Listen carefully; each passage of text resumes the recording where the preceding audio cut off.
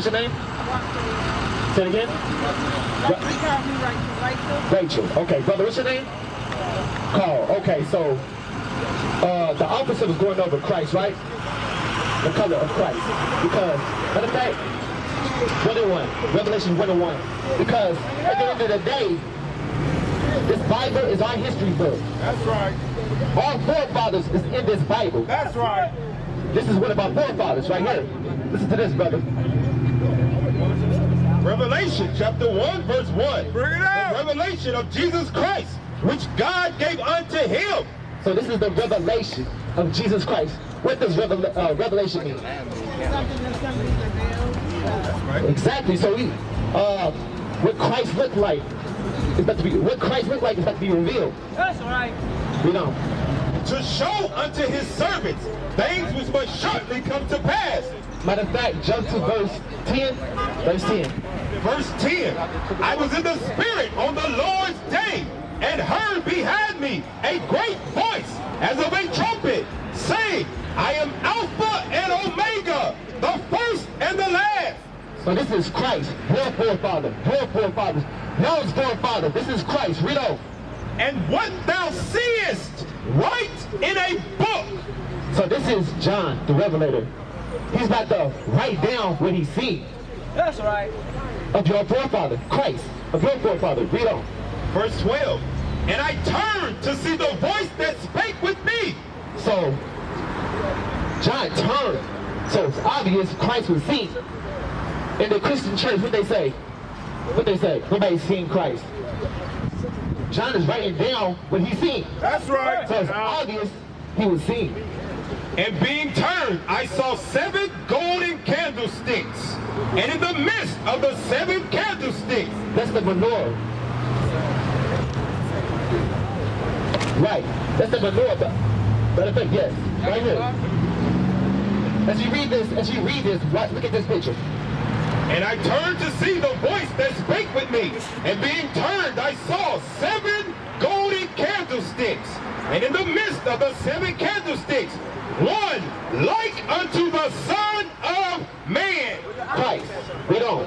Clothed with a garment down to the foot. Chapter 14. Verse 14. His head and his hairs were white like wool. So this going into color and texture. Christ had white hair. Today what they say, like old age gray. Same thing. Christ had white hair and the texture was woolly. Let me ask y'all this. What people have woolly hair? What people on the earth have woolly hair? Like old age? What nation of people? Black people? No. Well, I don't really know. So you have woolly hair. You have woolly hair. Another word for woolly is like kinky, curly, nappy. Get out. Christ had hair like you. That's like right. brother. That's right. We don't. Revelation chapter 1 verse 14. His head and his hairs were white like wool, as white as snow, and his eyes were as a flame of fire. Now, the Christian church, they say that, for example, his eyes was red like because he's like Cyclops off of X-Men. No, that's not it. The reason why his eyes were red because Christ drunk wine. That's right. Read on. Matter of fact, read that part again. His head and his hairs were white like wool, as white as snow, and his eyes were as a flame of fire. You know when you're sleepy, your eyes get real red? Or if you get like you in the shower, you get soap in your eyes, you get real red. That's what it's talking about. Watch this. Verse 15. And his feet like unto fine brass. Brother, what does that mean? Christ's feet like fine brass. What does that mean? The color. What does that mean? Okay. What color is brass? Kind of like Brown. Exactly, like a penny. Just like that. Read on. And his feet like. And Christ's feet, read on. Like unto fine brass. So, matter of fact, read on. As if they burned Now, Christ, like you see in that picture, was a dark-skinned man. That's right. In this verse, it says his feet. What color are your feet? What color is your feet? Brown. So it's obvious your legs, your arms, the stomach, your face is going to match what your feet look like. That's right. Bring it out. So what's this saying? What's this Bible saying? Christ was the so-called black man. That's right.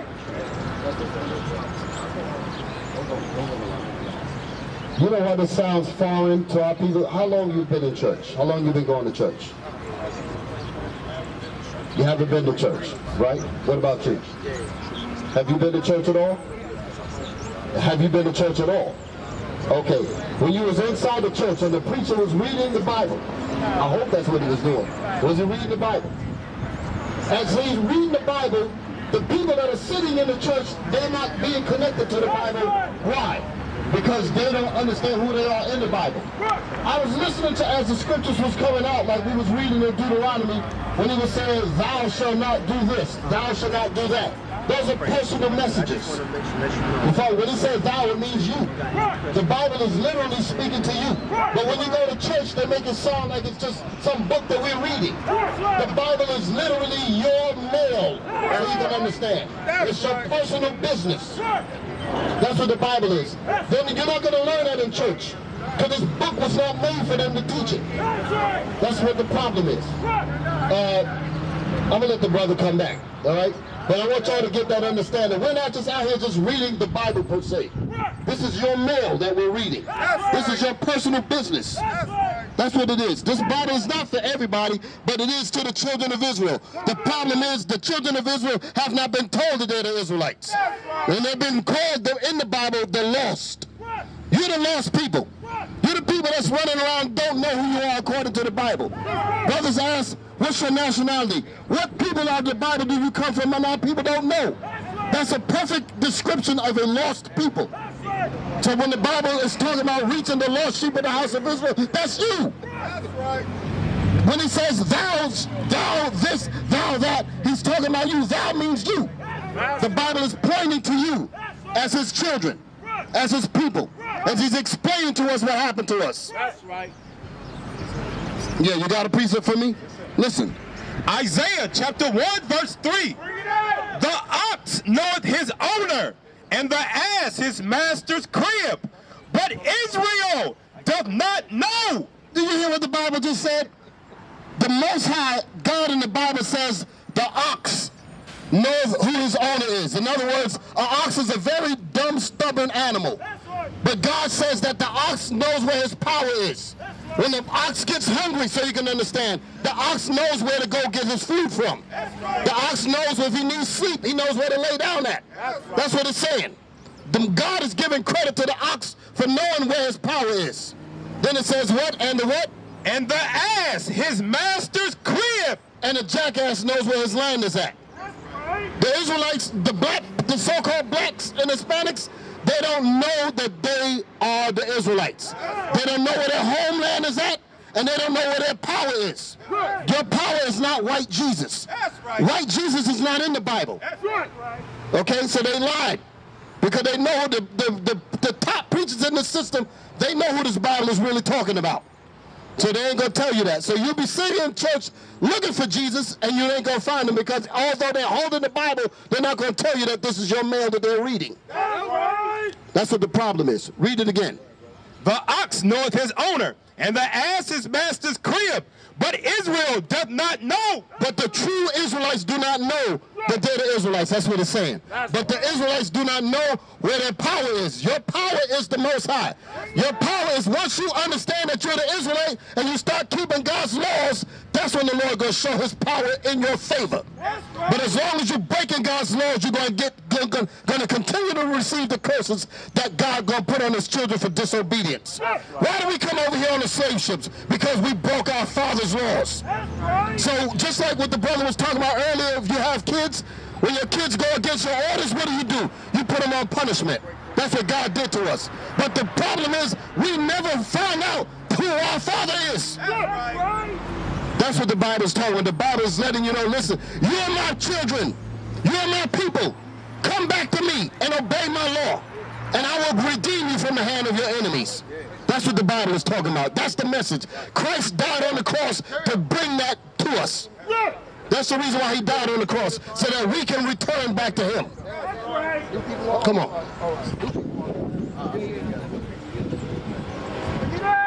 Watch this. I'm going to show y'all something. Who got a question? I'm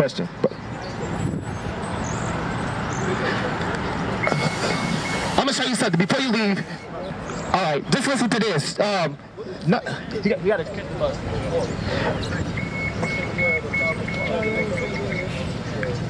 Numbers 15. I'm going to show you something, because you're an Israelite. You learned that, right? So there's something required of you. Before you leave, 15. All right, I already got it. Numbers 15, verse 38. But speak unto the children of Israel, and bid them that they make fringes in the borders of their garments throughout their generations, and that they put upon the fringe of the borders a ribbon of blue. Exactly. So, since you're an Israelite, you must do this. It's a law. You love God, you love Christ? You do? So how do you love him? I can't hear you. Say that. Praise? Watch this. We're gonna read. The book of John, chapter 14, verse 15. If ye love me. This is Christ. This is in red. This is the old words. Read it from the top. If ye love me. If you love me, keep my commandments. do what I say. Just like your father or mother. If you love them, you're going to listen to them. You brought out the commandment. You must wear fringes, brother. Sister too. Watch this. You love Christ? You love him? Watch this. Deuteronomy chapter 22, verse 5. The woman shall not wear that which pertaineth unto a man, neither shall a man put on a woman's garment. What does that mean, sister? What does that mean? Battery died.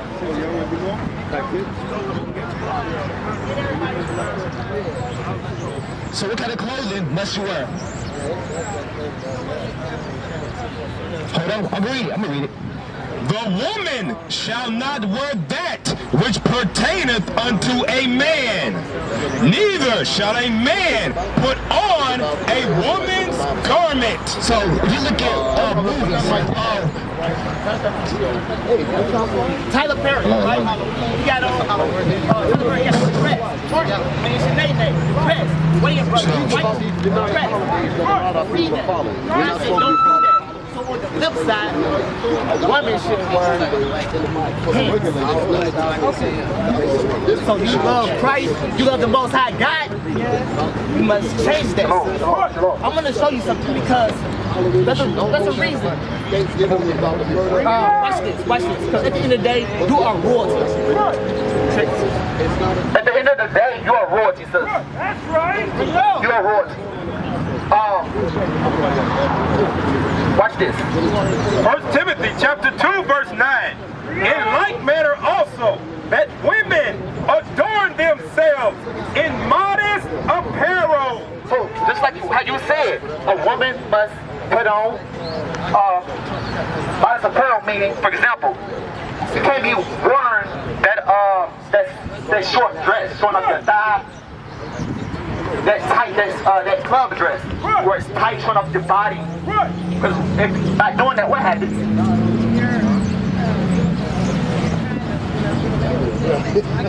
Right. Find a man though.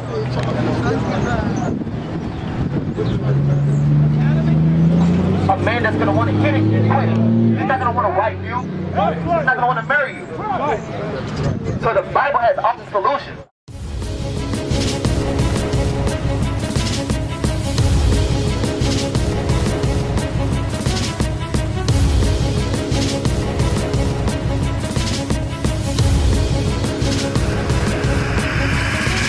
Shalom, Israel. I'm Elder Nathaniel, Israel United in Christ. YouTube likes to shut our channels down, as some of you have noticed, ever so often. Subscribing to join IUIC will assure you will always stay connected to our YouTube accounts. We want to do our best to make sure this truth gets out.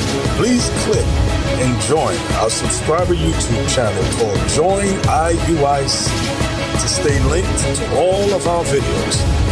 So again, please make sure you subscribe to this Join IUIC channel to get your latest updates from all our YouTube channels. Shalom.